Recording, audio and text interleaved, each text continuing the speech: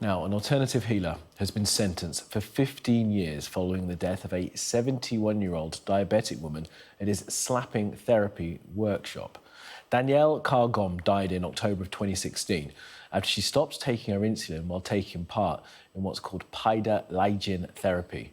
Hongchi Xiao, who was convicted of manslaughter by gross negligence in July, was today sentenced to 10 years in prison plus a 5-year extended licence. Here's the moment Mr. Justice Bright delivered the sentence at Winchester Crown Court. Hongchi Xiao, please stand up. The result is that the total sentence is 15 years. This comprises a determinate sentence of 10 years and an extended licence period of 5 years. You will be released from custody no later than 2/3 of the way through the determinate sentence, namely 6 years and 8 months. The remainder of the sentence will be served on licence in the community. You must comply with all the conditions of your licence, failing which you will be at risk of recall to prison to serve the remainder of the time in custody.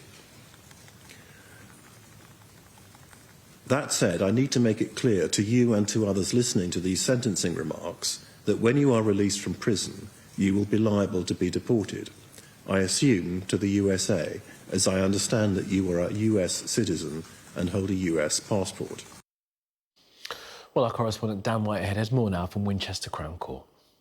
Hongchi Xiao had held a course for a therapy which he had been part of developing, pyrologin therapy, also known as slapping therapy, where people slap parts of their body, in his words, to expel poisonous waste from the body. He had claimed that this therapy could cure all sorts of diseases and conditions, such as diabetes. Now, he held one of these courses in Wiltshire back in 2016, and it was attended by around 30 people, including Mrs. Danielle Carr-Gomm, a 71-year-old diabetic from East Sussex. She had attended previous workshops held by Xiao, one in Bulgaria, and had described him as a messenger sent by God. Now, during this course in 2016, she had stopped taking her insulin and her medication, something Xiao, during the trial, the jury heard that he had congratulated her on. He denied that.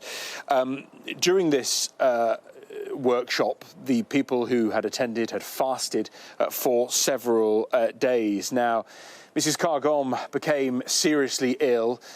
You heard during the trial that she had been crying on her bed, howling in pain after she had stopped taking her insulin, and she died on the 4th day of the course. Now, we had heard how Hongchi Xiao had previously been found guilty of the manslaughter of a 6-year-old boy in Australia, where he had also held one of his pyrologin workshops. That was around 18 months before Mrs. Carr-Gomm's death. Now, in that incident, the parents of the 6-year-old boy had stopped giving their child his insulin, and then he sadly died. This followed him attending one of his workshops in Sydney. Now, during the trial, Xiao said that, look, he wasn't a medical doctor, but the prosecution's case said that he knew Mrs. Carr-Gomm was risking death, and that he had an influence over her decision.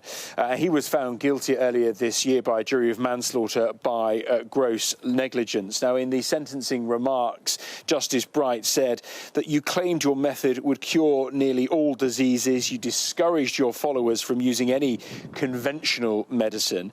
I am certain you were in breach of your duty to Danielle Carr-Gomm and show no remorse. In fact, you continue to practice pyrologin even now in prison. And in this regard, I consider you dangerous. He's been sentenced to 15 years, 10 years in prison and 5 years on licence.